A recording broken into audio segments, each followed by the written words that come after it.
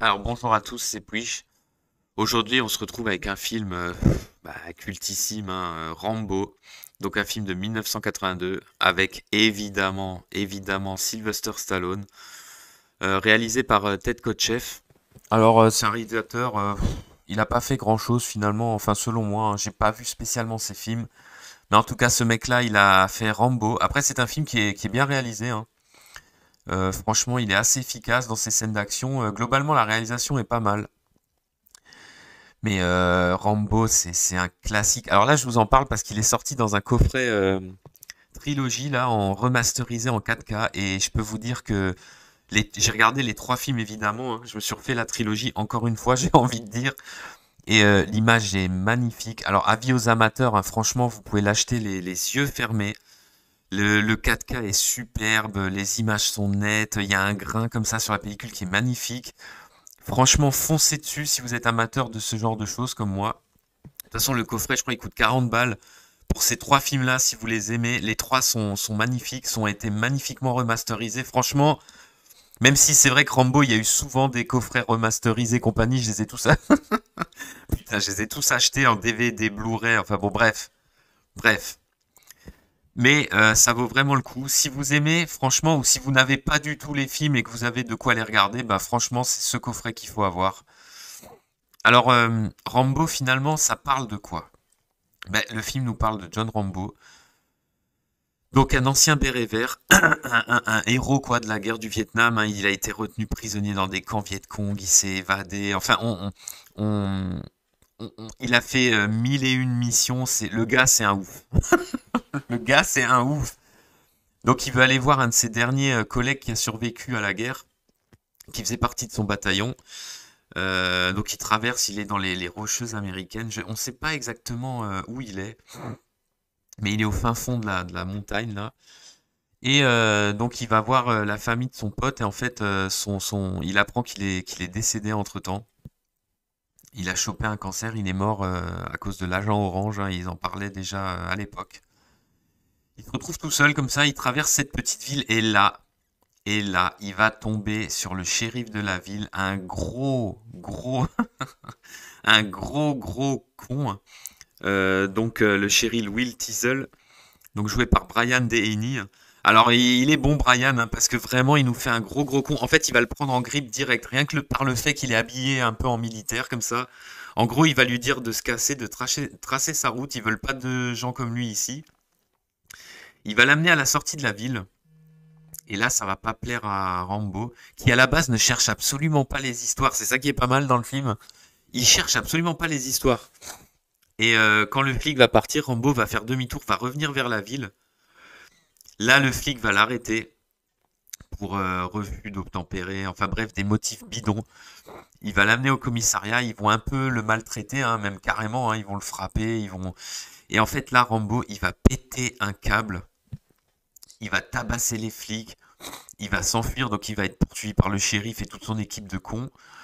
Il va s'enfuir dans les montagnes, et là va commencer un espèce comment dire, en fait, il va péter un câble littéralement. Il va se réfugier dans les montagnes, il va se mettre en mode survie.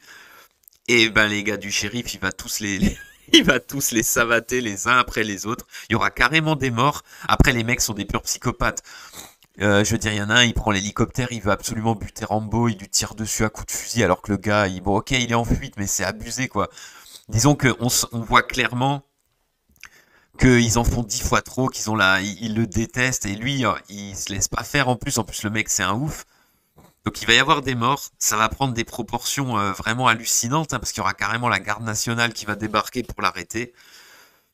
Et donc tout le film, ça va être ça. Donc en fait, il y a, mine de rien, il y a pas mal d'action, pas mal de scènes d'action, même si dans le premier film, en fait, Rambo, finalement, c'est un peu... il est en fuite, il se défend, mais il va quand même se défendre, il va blesser beaucoup de policiers, il y en a même qui vont mourir.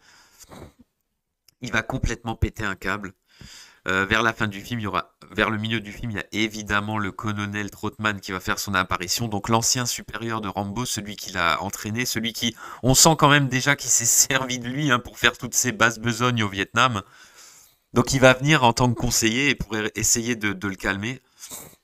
Ce qui est assez marrant, c'est de voir Ce qui est super marrant, c'est certaines répliques du film. Par exemple, à un moment donné, Rambo, quand il s'est débarrassé de tous les adjoints du shérif, il va choper le shérif contre un arbre avec son couteau sous la gorge et il lui dira: fais pas chier ou je vais te faire une guerre comme t'en as jamais vu.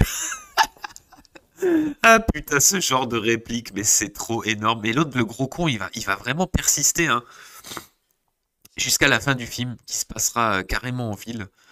Il va faire sauter toute l'électricité, la station essence, le magasin d'armes. L'autre, il est sur le toit de son commissariat. Il y a des plans comme ça, panoramiques, on verra toute la ville plongée dans le noir, du feu partout. Alors que Rambo, il est tout seul avec son M60. Donc pas mal d'action. Un Sylvester Stallone bah, qui est assez, qui est vraiment que moi j'adore, hein. Bon après, je suis un peu biaisé parce que c'est un acteur que j'adore. Dans son rôle, il est vraiment pas mal. Il a l'air vraiment d'un fou. Il a les yeux comme ça dans le vide. Il a l'air vraiment d'un fou. Alors il y a toujours bien sûr la scène finale où il fait sa tirade à Trotman, où il se met à chialer et tout. C'est vrai que il est assez mauvais hein, dans cette scène. C'est assez ridicule, même si moi personnellement j'aime bien parce que j'adore Stallone. Faut avouer que c'est pas terrible, c'est un peu nanar. Ça faut dire ce qui est. Mais globalement tout le film est très très bon. Moi c'est un film en fait. Le premier film que j'avais vu de la trilogie, c'était bien évidemment Rambo 2. Et quand j'étais petit, il y a eu un grand moment. J'ai jamais vu le 1 en fait. Le 1, je l'ai vu des années après. Et en fait, ce qui était marrant, c'est quand je voyais le 2, je me disais toujours, mais putain, mais pourquoi Rambo il est en prison? Ça m'a toujours fait délirer. Et quand vous voyez ce film, bah, vous dites, ouais, quand même, hein. Franchement, hein, il a quand même abusé.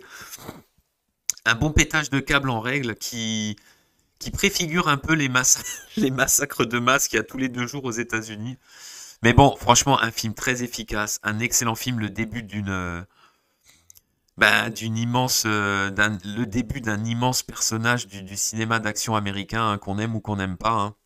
Donc un film que je vous conseille, vraiment excellent, de nombreuses scènes d'action. Franchement, il y a tout pour faire. Il y a déjà les pièges, il y a déjà, franchement, c'est, franchement, c'est vraiment cool. Les flics complètement dépassés, les mecs, la garde nationale, putain, ils sont 200, ils n'arrivent pas à se débarrasser de Rambo. C'est vraiment des beats. Et voilà, un film que je vous conseille et je vous dis à plus pour de prochaines critiques.